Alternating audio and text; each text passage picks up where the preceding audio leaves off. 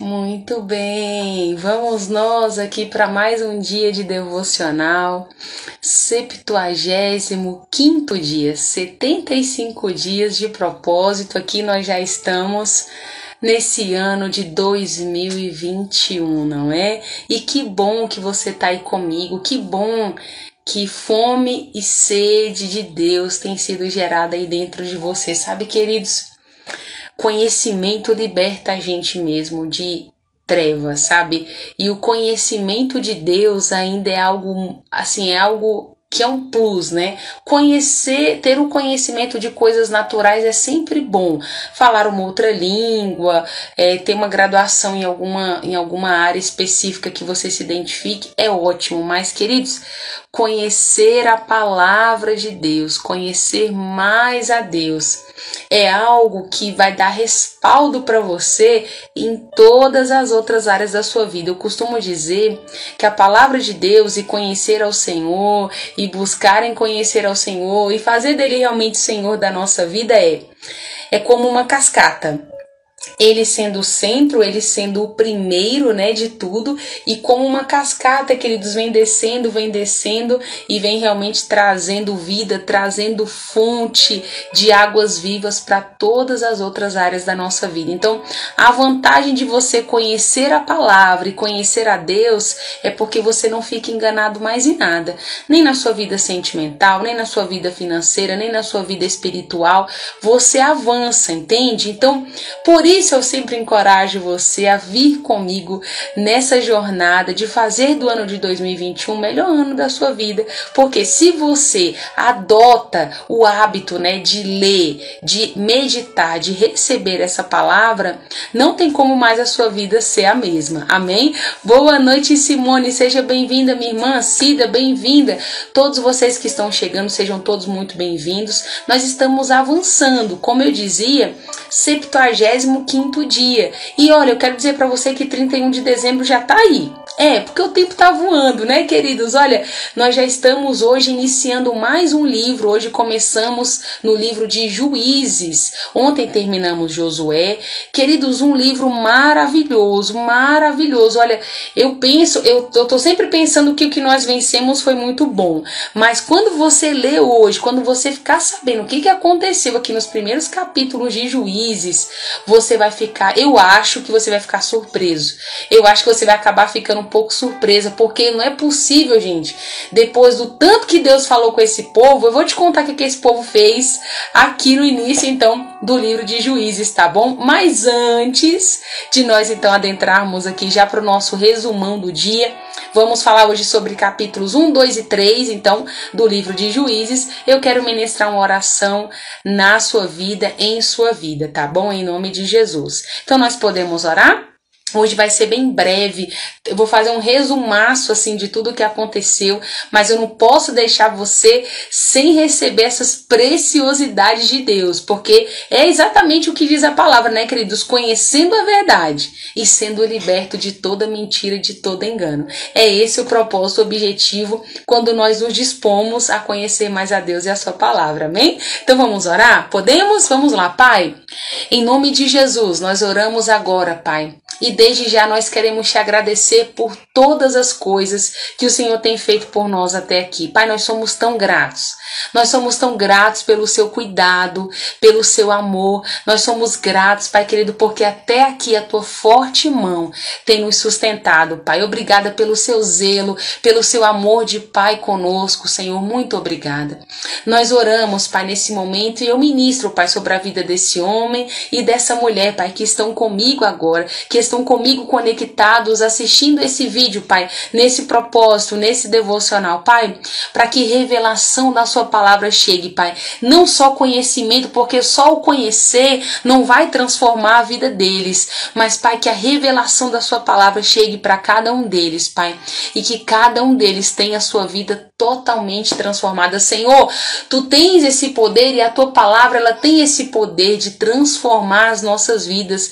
Então nós pedimos a ajuda do teu Santo Espírito, Pai, para que cada um deles sejam conduzidos em todas as coisas, Pai. O teu Santo Espírito que nos consola, que nos exorta, que nos dá direções, que intercede por nós com gemidos inexprimíveis, muitas vezes quando não sabemos orar. Pai, é o teu Santo Espírito que nós clamamos, para que seja, Pai querido, nosso ajudador em todo o tempo. Em nome de Jesus, Pai, eu ministro sobre a vida do meu irmão e sobre a vida da minha irmã, que eles são guardados e eles são protegidos e assistidos em todo o tempo pelo Senhor, porque tu és, Pai querido, um guarda fiel. A tua palavra nos diz em Salmo 121 que o Senhor nunca dorme, que o Senhor não cochila, que o Senhor não se cansa, está em todo o tempo alerta, guardando o seu povo. Pai, nós cremos que nós somos o seu povo. Muito obrigada, Pai. Hoje o nosso coração exala gratidão ao Senhor por todo o bem que o Senhor nos tem feito até aqui. Muito obrigada. Oramos em nome de Jesus. Amém? Então vamos lá, queridos, olha só o que está acontecendo aqui hoje. Livro de Juízes começando hoje, como eu disse, capítulos 1, 2 e 3, nós vamos fazer o resumão aqui. Olha só, então, ontem finalizamos o livro de Josué. Josué, queridos, faleceu. Tinha também o sacerdote Eleazar, também faleceu. Então a palavra do Senhor vai nos dizer que após a morte de Josué, o que acabou acontecendo? O povo de Israel foi lá consultar ao Senhor. Quando ele chegou ali para buscar instruções do Senhor, perguntaram para o Senhor qual das tribos deveriam ir ali para guerrear contra os cananeus. Então no capítulo 1 inteiro, você vai perceber a guerra ali entre... a guerra no sentido assim, as guerras para buscar a posse das terras, tá bom? Judá e a tribo de Simeão ali, queridos, conquistando terras, tudo que era promessa já, né? Todas as promessas que o Senhor já havia feito e eles ali conquistando, queridos. A palavra do Senhor também vai nos dizer aqui no capítulo 1 que o Senhor era com eles. Então, queridos, eles iam e venciam tudo, né? Venciam tudo. Tem algumas curiosidades que eu achei super relevante compartilhar com você. Quando você for fazer leitura, você também vai reparar. Existe um rei que eles venceram ele, que o nome dele era Adoni-Bezeque. Queridos, esse rei, olha que coisa curiosa. Ele, quando vencia os outros reis, ele arrancava os dedões. Olha isso, arrancava os dedões, tanto das mãos quanto dos pés, para que eles, né, os outros reis, ficassem como é até feito assim meio que uma menção, como se fosse assim, como cachorros, né, debaixo da mesa desse rei para comer as migalhas que caíam da mesa. Então, queridos, sabe como é que esse rei terminou? Aqui no capítulo 1 vai dizer que ele também teve os seus polegares cortados, né, tanto das mãos quanto dos pés. E uma coisa curiosa que ele mesmo diz aqui no versículo 7, ele falou o seguinte: olha, eu cortei os polegares de 70 reis. Foi o que eu disse para vocês agora, tá vendo? E eles comiam migalhas debaixo da minha mesa. Agora, Deus me fez pagar pelo que eu fiz. Olha como ele percebeu que a lei da semeadura já funcionava aqui, queridos. Pois é, plantou e estava colhendo, né, queridos? Porque foi o final dele. Ele acabou morrendo, diz a palavra do Senhor, exatamente como ele fazia com os outros reis, né? Uma curiosidade aqui do capítulo 1, achei super relevante comentar isso com você. Outra coisa, desculpa. Outra coisa importante que acontece aqui, como eu dizia, Judá, queridos, ele guerreou contra muitos povos aqui e também Simeão, a tribo de Simeão estava junto com Judá ali auxiliando ele, porque eles meio que fizeram um combinado. Um ajudaria o outro ali para conquistar suas terras. Só que, queridos, tiveram coisas importantes do capítulo 1 que você precisa memorizar e receber, porque isso vai refletir agora nos próximos capítulos. Também existiram povos que eles não conseguiram expulsar. Entende? O Senhor era com eles. E o Senhor havia falado, né? A direção que veio do Senhor foi o seguinte: olha, quando você tomar posse da terra, expulsa todo o povo. Não deixa, né, o povo que habitava ali ficar ali. Ok, aí o que aconteceu? A palavra vai nos dizer que eles não conseguiram expulsar alguns desses povos que habitavam ali. E ali, queridos, quando nós discorremos aqui no capítulo 1, nós vamos perceber que tiveram algumas tribos que passaram por esse desafio. Não expulsaram ali os habitantes. E ali, queridos, logo daqui a pouquinho, quando nós chegarmos no capítulo 2, você perceberá que houve uma consequência por eles não terem feito isso. Ou seja, não terem seguido à risca aquilo que o Senhor falou. Olha só. Então, continuou. Eu vou dar aqui para você o término aqui de como finaliza mesmo a questão já do capítulo 1. Então é o seguinte, olha, eles, já no finalzinho, no versículo 35, diz o seguinte, que os amorreus que também quiseram morar nas montanhas, eles acabaram fazendo ali do povo de Dan, eles não conseguiram, queridos, olha, teve a tribo de Dan, teve a tribo de Zebulon, eles não conseguiam expulsar os cananeus dali, né, e outros povos que também estavam ali. Então, queridos, aqui nós vamos perceber que algumas tribos conseguiram tomar posse e fizeram daquele povo escravos, outros não conseguiram. Ok, então capítulo 1 resumindo, quando você for fazer a leitura, você perceberá isso, essas conquistas, vai falar inclusive de Caleb também, que Caleb, né, conquistou a terra, que isso também já foi mencionado lá no livro de Josué. No capítulo 1 também vai fazer menção da filha de Caleb, que fala com o pai, solicita para o pai uma terra que fosse mais produtiva, né, que jorrasse água, porque a que ele havia dado era um deserto e ele deu essa terra para ela. Então capítulo 1 está falando sobre isso. Agora, queridos, no capítulo 2, segura a emoção aí, porque haja coração aqui para o capítulo 2 e para o capítulo 3 de hoje. Deixa eu te contar o que aconteceu. A palavra do Senhor vai nos dizer que apareceu um anjo lá em Boquim, que era vindo de Gilgal. E aí ele disse o seguinte para os israelitas, escute isso, olha o que ele falou. O Senhor dizendo, olha, eu tirei vocês da terra do Egito, o Senhor lembrando o povo de Israel. Eu tirei vocês da terra do Egito, prometi para os seus antepassados, né, que iria dar essa terra aqui para vocês, mas também disse, né, disse para vocês não quebrarem a aliança comigo. Se vocês cumprissem a parte da aliança e não assinassem um tratado de paz com os moradores da terra, né, conforme eu havia combinado, porque qual era o combinado? Vocês vão conquistar as terras, vocês vão destruir tudo das terras, não vão deixar nada, né? E aqui, queridos, eles não, como eu disse no capítulo 1, eles não estavam seguindo a risca o que o Senhor estava dizendo, né? Eles estavam fazendo mais ou menos. E, queridos, mais ou menos com Deus é menos. Então, infelizmente, eles não estavam cumprindo aquilo que o Senhor havia ordenado. Então, aqui no capítulo 2, o Senhor enviou esse anjo ao povo, então ele estava contando aqui para o povo. E sabe o que ele falou? Por que vocês me desobedeceram? Olha, como vocês romperam a aliança, eu também não vou expulsar mais estes povos. E tem mais, sabe o que eu vou fazer? Eu vou fazer com que seus adversários e os seus deuses sempre sejam uma tentação para vocês. O Senhor falando para os israelitas. Então, tanto que quando o anjo termina de falar com os israelitas ali, queridos, a palavra do Senhor vai nos dizer que eles começaram a chorar em alta voz. Inclusive aquele lugar que era Boquim, né, significava pranteadores. Aquele lugar ficou marcado por causa disso, porque foi levantado um grande choro naquele dia pelo povo de Israel. Mas escuta, você acha que era um choro sincero? Vou te contar. Segura aí. A princípio era um choro sincero, a palavra não diz que era um choro falso, mas queridos, que arrependimento é esse que você agora diz que não vai fazer e daqui a pouco você está fazendo de novo? Então foi o que eles fizeram, escute. Então, eles só ficaram fiéis, queridos, enquanto o Josué estava vivo, enquanto aqueles anciãos, lembra que nós falamos também, porque os anciãos estavam ali falando, Josué morreu, mas os anciãos ficaram, então eles continuaram ensinando o povo ali a respeito da palavra. Aqui também a gente aprende uma outra coisa, queridos, porque o Senhor falou para Josué, lembra disso? Para Josué meditar na palavra de dia e de noite, não somente isso, mas ensinar o povo para que os futuros, né, os futuros descendentes não se esqueçam da palavra.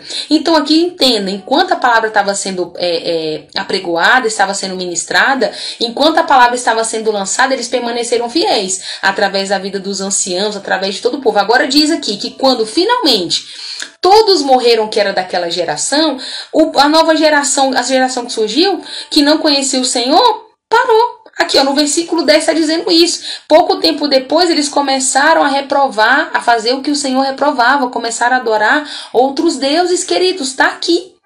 Está aqui, mas sabe por quê? Porque se afastaram da palavra, né? Eles não conheciam o Senhor. não buscavam conhecer ao Senhor, então não tinha como eles obedecerem a quem eles não conheciam, né? E moral da história aqui, que é onde eu quero dizer para vocês, para resumir também o capítulo 2 para vocês. Eles então começaram a fazer o que o Senhor reprovava, aí então eles acenderam a ira do Senhor, né? O Senhor ficou muito irado e acabou que o Senhor entregou eles nas mãos dos inimigos ao seu redor. E assim, todos que iam contra os israelitas, né, o povo já não tinha mais medo, né, de ir contra eles, não. Todas as vezes que ia, vencia, né? Então Israel ficou numa grande angústia, a palavra do Senhor vai nos dizer. Aí o que o Senhor fez? Então escuta, o povo não estava obedecendo, já não conhecia, entre aspas, mais o Senhor, porque não tinha ninguém para falar ali sobre o Senhor, então eles começaram a adorar outros deuses. Mas aí, passado esse tempo de angústia, o que o Senhor fez? O Senhor levantou um juiz.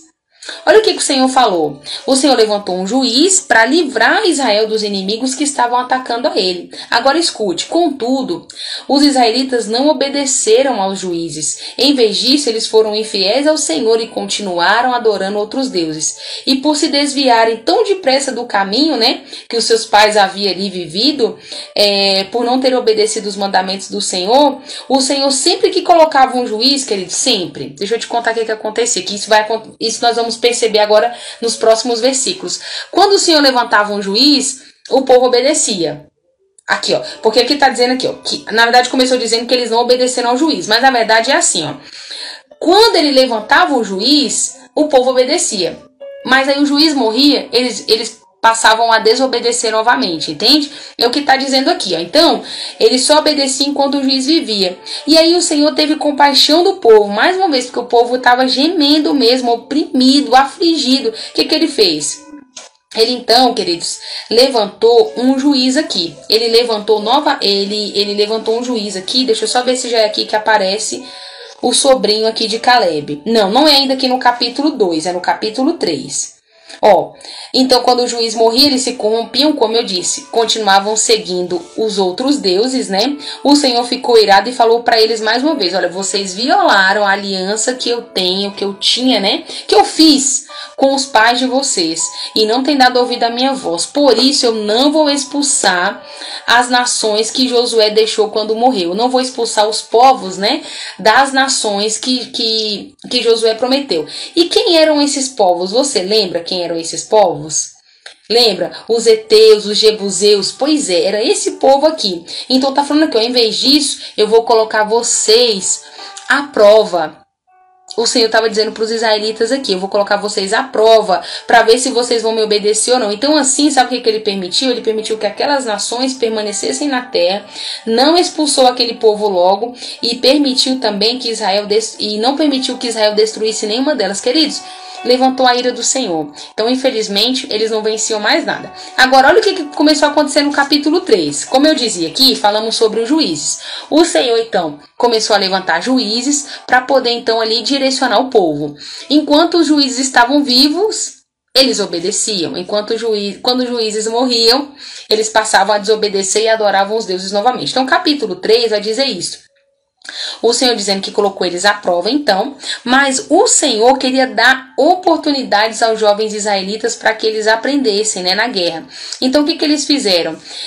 Os povos que ficaram na terra, que eram das 5 cidades dos filisteus, né? Eram 5 cidades, eram os cananeus, os sidônios e todo esse povo aqui. Então, estes povos, a palavra vai nos dizer que eles serviram para pôr à prova os israelitas da nova geração.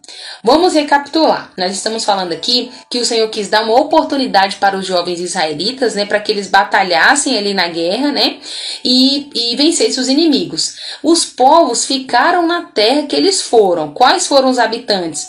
Os filisteus, os cananeus, os sidônios, os heveus que viviam lá no Líbano, né? E aqui também diz qual era o local, mais ou menos a demarcação de onde eles ficavam. Pois é. Então, como está dizendo aqui, este povo foi colocado à prova para ver se obedeceriam aos mandamentos do Senhor que foram dados por Moisés ali. Ok. Portanto, Israel viveu entre os cananeus, os heteus, os heveus, lembra que eu falei? Os ferezeus, os amorreus. Em vez de destruir os povos, olha o que o povo fez, queridos. Queridos, o tanto que Deus falou com esse povo, mas foi muito mesmo. Você lembra? Você lembra que a gente A gente estava estudando o livro de Números, a gente estudou o livro de Deuteronômio, muita coisa repetida, muita coisa assim, o Senhor já tinha falado para um povo, o Senhor vinha repetindo, né? Moisés ensinando a palavra repetidas vezes. Você perceberá, quando você fizer a leitura da palavra, que tem muitos textos que o Senhor está repetindo. Então, abri esse parênteses aqui para dizer para você que o quê? Então aqui, ó, eles ali convivendo com eles, sabe o que o povo começou a fazer? A se dar em casamento com as filhas deles e vice-versa, né? Eles começaram a misturar o povo e tudo que o Senhor falou, queridos, era para que isso não acontecesse também, para que eles não fizessem isso. Então, mais uma vez, eles acabaram acendendo a ira do Senhor, se esquecendo daquilo que o Senhor havia falado, né? E ali, por causa disso, eles ainda passaram a servir os outros deuses. Sabe aqueles deuses poste ídolo que o Senhor te falava sempre para derrubar, destruir tudo? Começaram ainda a adorar esses deuses.